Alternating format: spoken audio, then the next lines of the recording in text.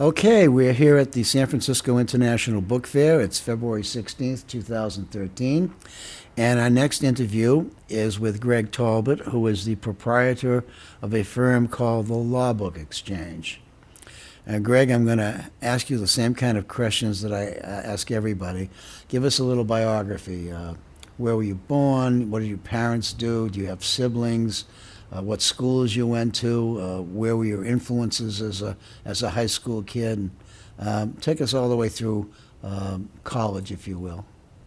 Okay. I was born in Newark, New Jersey, and moved to the suburbs when I was about 5 or 6. The suburbs of Newark, which is about 15 miles from New York City. I went to Catholic schools, even a Catholic university, Seton Hall. I had 2 brothers, older, and my mom just turned 100. Oh my word. In July. Wow.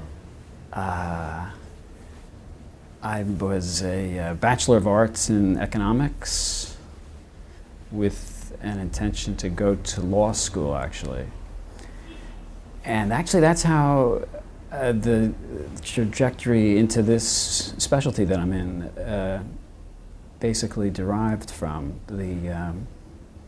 I took a job with a legal publishing company out of college as an outside sales representative in Midtown Manhattan, and met a person who became a business partner on that first day. And we became very good friends. And we left the company about 10 years later and opened the Lawbook Exchange in Manhattan. And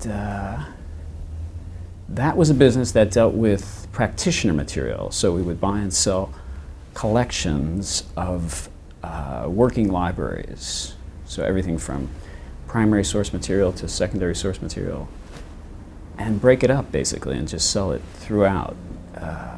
And we issued paper lists on a monthly basis. And this was, in the day when you would have an 800 number and telephonic business. Yeah. So we dealt with lots of firms, institutions, and that's how we got started. I was also promoting antique shows, as a matter of fact, at that time, and I was at Ephemera in Greenwich. Yeah. And I came across a copy of A.B. Bookman, and that opened up a new world, actually, and took out an ad, and met several colleagues as a result of that, and started shortly thereafter. We hired somebody just to do Antiquarian for us. So in the A.B. Bookman, we took out an ad, wanted to buy various types of law books, and met a number of people as a result of that, which led to hiring somebody, full-time to do just Antiquarian material. And that led to, eventually we began publishing books in '91, dealing with classics, reprints of legal classics. So you were a reprinter rather than an original publisher of something. Exactly. Well, that's how it started out. It started that way. Yeah. Okay. Well, at presently we have 1,200 titles in print. Wow. So the publishing developed substantially, as well as the Antiquarian developed and evolved substantially over the course of time. So publishing began in '91. The business began in 1983. It'll be 30 years this year. Muzzle tough. And so a lot has changed over the course of those years, and we've adapted and developed in different ways as the market and opportunities presented themselves. Do you have a partner still, or? No, actually, so my partner passed away in '95. He was an older man. Too bad. And that's when we moved out of Manhattan, as a matter of fact. So because he lived on Long Island, I lived in New Jersey. Manhattan was the middle.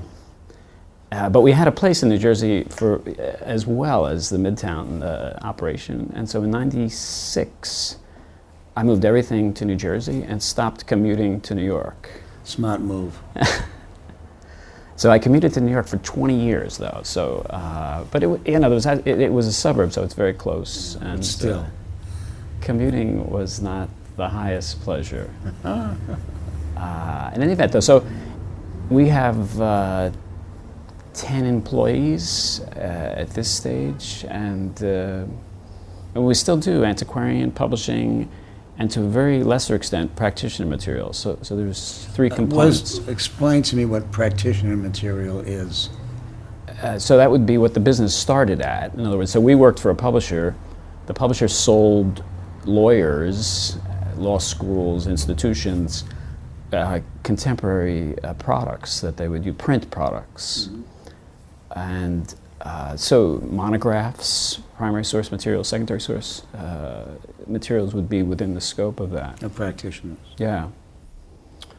So those are the different components of the business, and each has evolved and changed over time considerably. Are you a family man? I have one daughter who's actually just began working for the company last year. Nepotism. And it wasn't my prompting. Is this something you wanted to do? Well, she worked in New York City after college, and then worked for an investment bank. So she worked 6 years, at different types of things. And she's married, and she moved back into our town, so she's close, and then said she wanted to work with us. Well, that's nice. So she doesn't report to me, though. She reports to somebody else. That's good. Yeah. That's good. Obviously, with the kind of business you have a computer, an online presence, and what percentage of your sales do you think you do through the internet, through catalogs, through whatever? Well, it's a confluence of things. So the internet, so we have a Facebook presence, and but so everything sort of connects. I would say we issue print catalogs 4 times a year. Yeah. Nice ones. Fairly involved, productions. We issue e-lists, several times a month. So the internet is sort of an umbrella concept. These other things all coalesce into a combination. So years ago, you could issue just a paper catalog and have a telephone. Yeah. Email, came along, and the internet, and none of which enabled you to get rid of anything that you had. You just did these other things in addition. So the website sells books, but frequently, if it's serious things, it involves usually more communication, which the website assists in providing digital imagery, which somebody can see, but with respect to communication, it's email communication, various types, depending upon the location of the party. I remember vividly, Greg, that we used to get 95% of our orders came by the phone or in the mail. Now it's completely the other way around. 95% of my orders comes from the internet. Or like catalogs. Email. And email, yeah. Quoting stuff out. Right. But when the internet came along, it changed the face of our business, in a lot of ways. What part of this sort of internet revolution has really worked well for you? Well, I liked all aspects of it. I didn't have any negatives with respect to the internet. I thought it presented opportunities, basically, that we didn't have before, and it was just a matter of taking advantage of them. So we had hired a computer programmer a full-time basis in New York City. Really? Very early on. So we always had a technical person on. I have an engineer that works for us full-time. I have a graphic artist who works for us full-time. So it's, I mean, it was, I viewed it as opportunities, and basically tried to get people that could help us take advantage of the opportunities. So listing the books, imaging the books, describing the books, and so forth. And we're currently evolving even on that score, because Rocking Stone, our current provider, basically went out of business, and so we transitioned to another internet provider, and we're actually working on a new website with Bibliopolis. They're very good. And so we use them. Everything just keeps changing is the bottom line. Yeah. No, Luke and Alan are terrific. All right. And I'll tell you, if you have a question, if you have a problem, you call them up, and within half an hour they get back to you, and they walk you through whatever it is that you have a problem with and solve it for you on the phone. They're And impressive. They're very, very impressive guys. Yeah. And they're fun to go out with, too, by the way. Okay. Next question. Did you have any difficulty transitioning your business onto computers and into the computer world? Was it an easy or a difficult transition for you?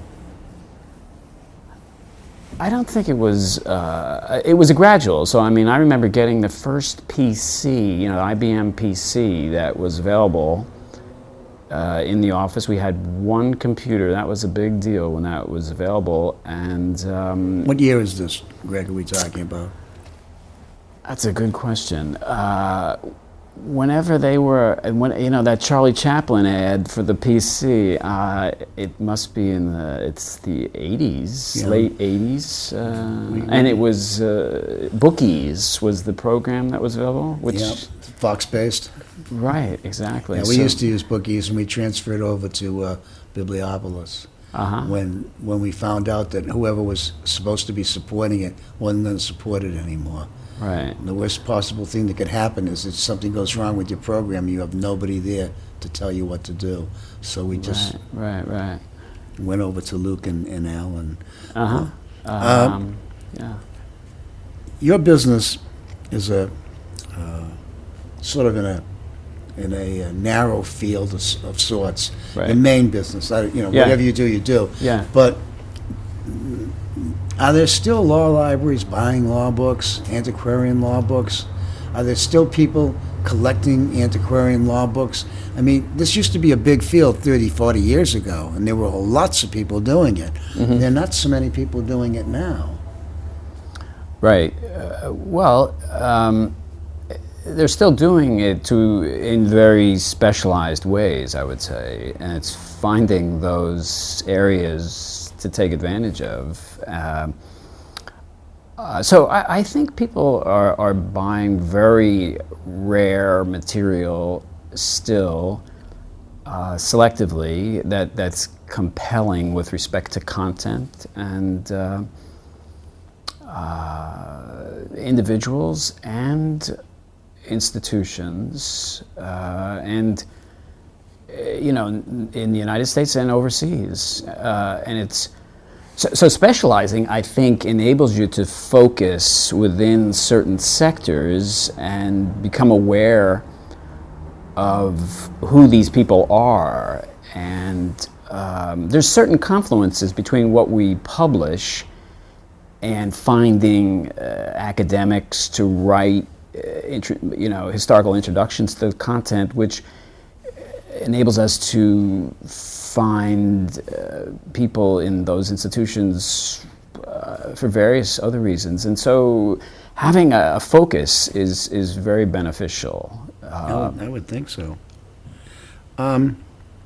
We're entering into we already are in the 21st century, but what do you see as some of the major problems we as a trade are going to have as time goes on?